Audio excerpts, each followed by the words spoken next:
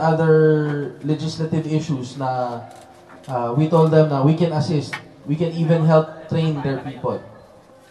So, in the discussions that transpired, we were able to talk to, sa Pasig, nakausap natin ang Assistant Operations, Director of Operations, isa pa, Chief of Operations ng BPOS, Chief ng Admin ng TPOS, at saka Chief of the Enforcement Group na kausap natin. Si Victor Baral, at saka si Philip Reyes, nakausap natin. And as far as the latest news is concerned, ang huling nakabalita si Daddy Bits, sorry, nakalis na si Daddy Bits, but pinuntahan siya ng ilang kakilalang enforcement, and here is the standing order from the two chiefs. Tigil ang hulihan ng tambucho sa Pasig. Okay. They have released the order, although nothing is written. So, tigil ang hulihan muna. But anyway, come tomorrow, we will have our hearing. Dalawa kaming may hearing bukas. The reason why we're pushing for the hearing is since walang lumalabas na papel dito sa mga taong nakausap natin, the hearing will supply us with a resolution. Now, once we have that resolution, we will arm everybody with a copy of the resolution. Same as what we did with Makati. Di ba, pinost na natin yung resolution na sa Makati para sa lahat. Now, we will do the same with Pasig to arm all of the riders. Now, with that, kapag may hinuhuli sila, papakita mo lang yung resolution, Sir, tama ba yung process na ginagawa nyo? Kasi kung hindi tama yung process na ginagawa ninyo, yung apprehension nyo, illegal. And what that means is, ito yung ranking ng kanilang penalties sa enforcement. First offense sa kanilang enforcer is confiscation of ticket. So, tinatanggalan sila ng ticket. Hindi sila pwedeng manikit. So, ang kilalabasan nila, traffic aid. Ang kanilang, depende raw sa gravity ng offense, from 1 month up to 3 months, walang ticket yung tao. Next offense is suspension without pay. So, they get suspended, no pay.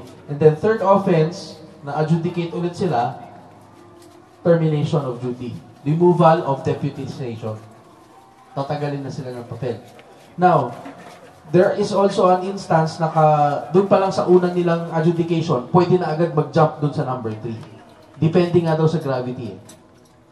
So again, since we already pinpointed and we already cleared out with them that they have no process, and it's discriminatory and it's subjective, hindi sila pwedeng manghuli ng walang IRR at walang panukat. As far as the standard is concerned, they cannot create their own standard that supersedes national standard. So, national standard na susundin, as per LTO, the national standard is 115 decibel. We have to clear out that 115 decibel. Is it half throttle? Is it 2,000 RPM? May makiki-CR daw, sir. Excuse me. Boy CR po dito ata. Ito, boy CR. Female CR. Oo. May food po kami dito for sale. Baka gusto mo ito. Oh, yung half throttle. Kasi, in most bikes, when you do half throttle, it actually goes full throttle eventually. Eventually, aabot siya sa peak RPM mo eh. So, how is it really measured? Now, according to SAE, which our friend from the NRA purchased for us for $66, kumuha tayo ng latest copy ng SAE. In the future, we will share that amount. Makikihati tayo with the NRA with that amount. Director of Finance, please take note na lang. The SAE document is what we will follow, what the government is following. And in order for us to understand, we have to purchase that document kasi hindi siya nakukuha libre. So anyways, it's $66. So tig 33 tayo ng NRA. We're sharing the document. So anyway, according to that, the limit is based per state. So iba-ibang state, kanya-kanyang limit yan. So sa Philippines, ang set limit is 115 decibels. Pero ang sukatan nila has a limit of 2,000 RPM. It's measured up to 2,000 RPM only. Pero what does that mean? Kailangan pa nila ng dagdag aparato. Besides the decimal meter, they have to have a portable RPM gauge. So dagdag aparato sa kanila yan. We don't know if they can go that far. But, here's the thing. Quezon City, nakausap natin si General Santiago of BPOS. Siya ang head, current head. We were lucky enough na yung kasama ko sa negosyo na pinapasukan ko ngayon, tsuhin niya tong si Colonel Santiago. Kaya tayo nakapasok sa Quezon City. Noong una, medyo mainit tayo sa Quezon City kasi if you remember, last year, dinimanda natin ng Quezon City. Pinailan natin sila ng kaso eh. But anyway, because of this person, later on, pasalamatan sana natin siya kasi siya yung nagpasok sa atin. Nakausap natin si General Santiago. And General Santiago said, if we cannot measure the RPM, then let's just use the idle measurement. Idle measurement is 90 decibel. At idle. Ngayon, yung 115 decibel na sinasabi ng LTO, that's at RPM. Itong mga nakaraan linggo, we did a series of tests. Different motorcycles, different exhaust. Naglalaro ang decibel nila from 99, 98, 107, 114, may nag-117, may nag-122. So, iba-iba talaga yung capacity ng mga tambutso, no? But most of those who did not pass, ito yung mga obvious na wala ng fiber sa loob. Maririnig mo naman yung difference eh, kung may fiber. Most of the pipes na hindi pumasa, ito yung mga pipes na nakasulat dun sa kanilang tag. For racing use only, for competition use. DBX. Hindi talaga siya pang street use. Although, nagsukat kami ng mga Leo Vins. So, yung mga bumili ng Leo Vins dyan, alanganin kayo. Kasi ang Leo Vins, pagka tinanggal nyo yung decibel killer, yung kasamang kapot, if you remove that, ang limit nyo nasa 114 decibel na kaagad. So sabihin natin, 2 months, ninipis na yung fiber. Pagka numipis na yung fiber, lalong iingay yun.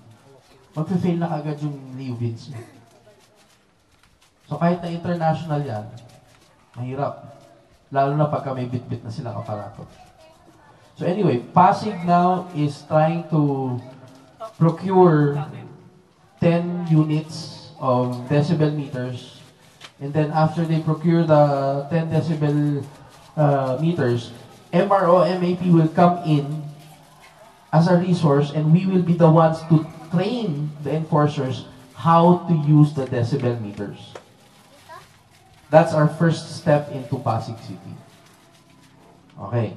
So next, we go now to Seth. Matanong ko lang, nasukat niyo yung kung ilang decibels ang stock na pipes? Yes. Ilan? Out. Okay. Pero same level sa butas. Tapos yung ano mo, yung decibel meter. Hindi. Yan. Yung butas. Oh, yung decibel meter mo, naka 90 degree.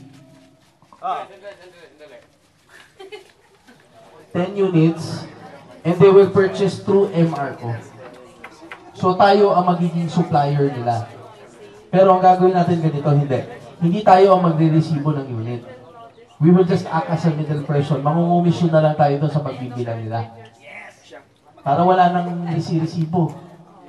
Ganun na lang gagawin natin. So mangungumisyon na lang tayo para sabihin na natin hindi maximum capacity yung kikitain natin. But at least, di ba, nakatulong na tayo, meron pa tayong dagdag punto. Depende kung saan ka bibili, nagre-range ang decibel meter. Yung mga Class A na, made in China, Class A, nagre-range between 2,800 to 3,500 pesos per unit. Actually, pasok na pasok sa budget nila yun eh. Kasi anything below 50,000, no bidding. Ay, hindi ko alam kung magkano sa Quezon City. Sino dito na checkpoint na ng loud pipe sa Quezon City sa inyo? Meron na ba nadali dito? Okay. Ito yung lumalabas na balita. Ang nanguhuli pala sa Quezon City, barangay.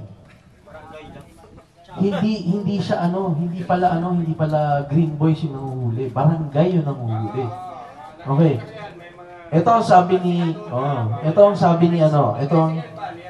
hindi, kahit na sa tricycle yan. Ito ang sabi ni General Santiago. Barangay is not authorized to apprehend using this method. They are not. The only group or the only people or personnel allowed to apprehend loud pipes, green boys lang. Nobody else. Kaya nagpapapogi si Cap dahil may reklamo daw na residente. Base sa hindi ka makapasok doon sa Hindi ka nila papasukin? Sa barangay nila. Oh. hindi ka makapasok. Pwede mo naman silang dalhin ng there's a Right to travel. right to travel eh. Meron ganun eh. They're denying you the right to travel. It's a public road. Alam mo, hindi ka nila papasukin. Drive mo na stopping anytime. Pero tatanda na natin. Just call by na yun. Ako nagbubuisit rin kasi ako talaga sa loob. Oh. Hindi, talaga naman. Kanina, tumatakbo tayo. Pero, pasensya na ha. Alin ba? Merong naka-raider sa harapan ko, sakit sa tenga. Ngayon na yung sinasabi ko kanina. Oo, balik na nasa likod ko. Maya-maya, nandiyan na naman sa harapan ko. Hindi, ito nga yung sinasabi ko. No, ito yung sinasabi ko kanina. Lakas talaga nun, maingay yung kanina mo. Hindi, uulitin ko We are not here to defend the usage of loud pipes. No, that is not our purpose. Oh. Our purpose here is to defend the use of the right process. Okay? That doesn't necessarily mean na hinahayaan natin yung loud pipes. No. We have to be considerate, we have to be courteous, and we have to respect other people. Okay? They have the right. That doesn't mean na tapon nyo na yung loud pipe nyo. Hindi. Mura lang magpagawa ng adjustment. Yung tapon, pagawa kayo stainless nun, tapos screw on, mura lang. Punta lang kayo sa nyo, pinakamalapit yung suking muffler shop. Suking muffler shop. Punta lang ho kayo doon. Kailan ba kayo pumunta doon? Thursday. Thursday. May sinample siya sa amin. May dumating na barangay for adjudication. On the spot, akin na yung ticket book mo. Binuksan yung ticket book, may kinuhang stamp pad. Pagtatak doon sa stamp pad, nakalagay, cancel. Akin na yung deputization letter mo. Binutlat-tat yung deputization letter. Kinuha ulit yung stamp pad, tinatakan, cancel. Tanggal yung deputization ng barangay at tanggal yung ticket niya. For life na yun. Hindi na ulit magkakaroon ng pagkakataong manghuli yung barangay tanod. They are still under BPOS, by the way. In terms of powers to apprehend or powers to issue tickets, they are still under the BPOS.